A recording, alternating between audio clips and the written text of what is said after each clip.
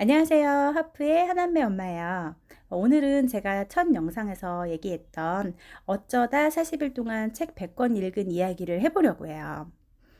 결론부터 말씀을 드리자면 짜투리 시간이 답이에요. 시간은 모두에게 공평하게 주어진다고 하죠. 하지만 저는 생각이 달라요. 시간은 모두에게 공평하지 않아요. 어떻게 관리하냐에 따라 하루가 누군가에게는 24시간이고 누군가에게는 42시간이 되는 거죠. 먼저 여러분의 시간을 점검을 해보세요. 거창하게 할 것이 아니라 어제 보낸 시간을 분석하는 거예요. 가족과 보낸 시간, 업무 시간, 잠자는 시간 이렇게 나눠보시고요. 시간이 균형되게 사용하고 있는지 어디에서 짜투리 시간을 만들 수 있는지 체크해 보세요. 말이 쉽죠. 자, 이해하기 쉽게. 기억하실 건 내가 시간을 만든다는 거, 그리고 하루를 42시간으로 만들 수 있다는 것에 집중을 하시면 돼요. 그럼 제가 사용한 시간 만드는 방법을 알려드릴게요. 자, 시작해 볼까요? 짜투리 시간을 먼저 만드시면 돼요. 제가 만들 수 있는 시간의 여백은 총 4가지라고 생각을 했어요. 우선 일어나는 시간이죠. 미라클 모닝이라고 해서 평소에는 6시 반에 일어났었는데요. 이거를 5시로 땡겼어요. 그러자 여기에서 1시간 30분이라는 시간이 세이브가 되죠. 그리고 이제 직장인이니까 점심시간이 있죠. 식당으로 가는 시간이 이동 시간이 많아요. 저는 도시락을 싸가지고 와서 휴게실에서 먹기 시작했는데요. 도시락으로 빨리 먹기 시작했어요. 그러다 보니 이동 시간이 제로화되고요. 1시간인 점심시간이 20분으로 단축이 돼서 여기서 40분이라는 시간을 세이브하게 됩니다. 출퇴근 시간 있죠. 출퇴근 시간 제가 차로 자가로 운전을 했었는데요. 이때 밀리의 서재라는 앱이 있어요. 그 앱을 설치를 해서 오디오북으로 책을 들었어요.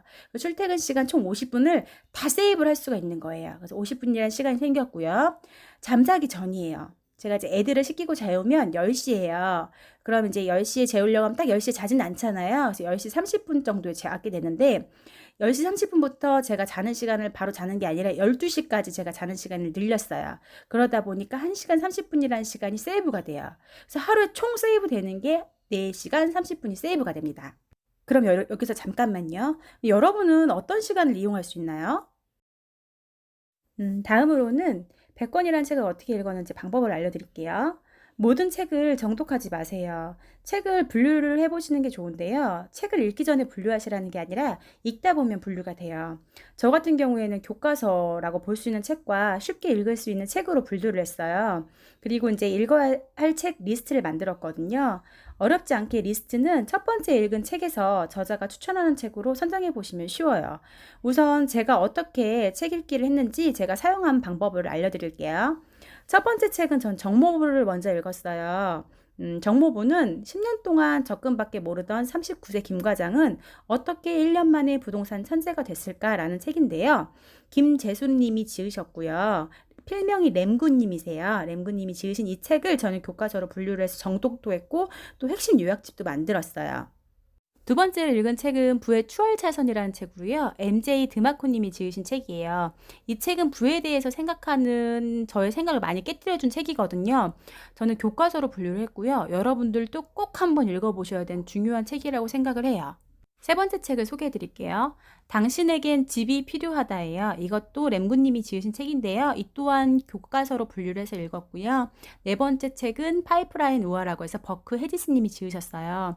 이 책을 쉽게 읽을 책으로 분류를 했는데요. 내용이 뭐 별로라서 그런 게 아니라 분량이 적어서 빨리 읽을 수 있는 책이었어요. 모든 책을 구매하지 마세요. 우선 도서관을 이용해 보시길 권장을 해드릴게요. 다 책을 사시려면 엄청난 돈이 드실 거예요.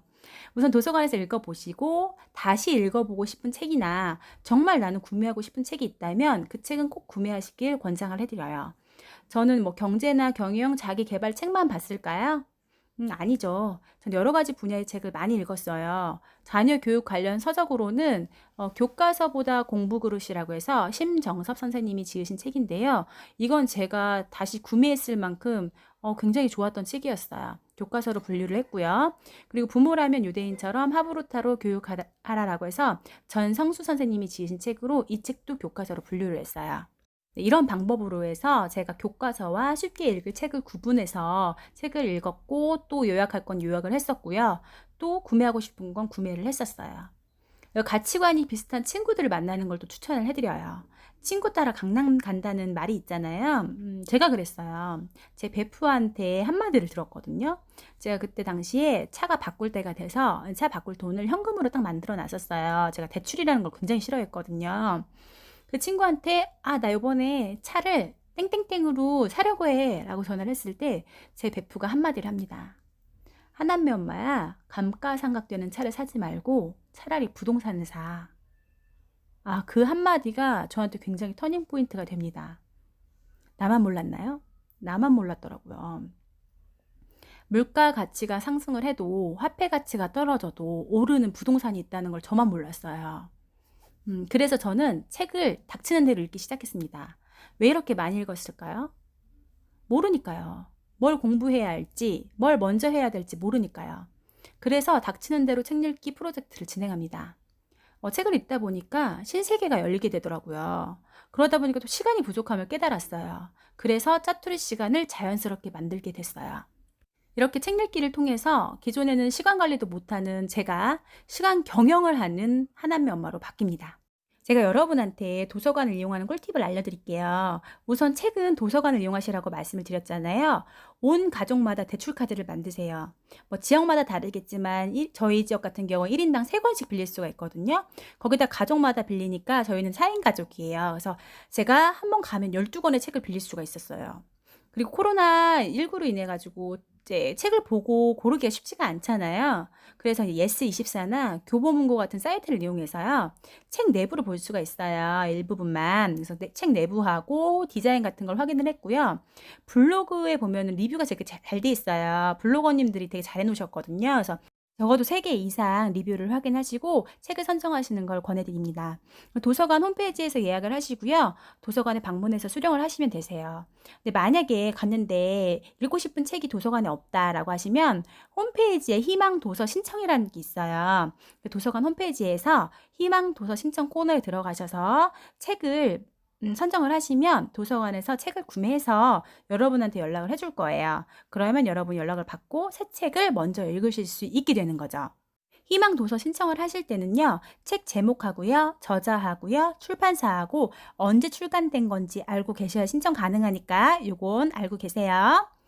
아직도 머뭇거리는 당신에게 추천드릴 책이 있어요. 부의 추월차선 MJ 드마코님이 지으신 책입니다. 꼭 읽어보세요. 더 늦기 전에 시작해보시면 좋아요. 오늘은 여기까지예요. 다음에 또 만나고요. 뒤에 나오는 미션 꼭 확인해주세요. 안녕히 계세요.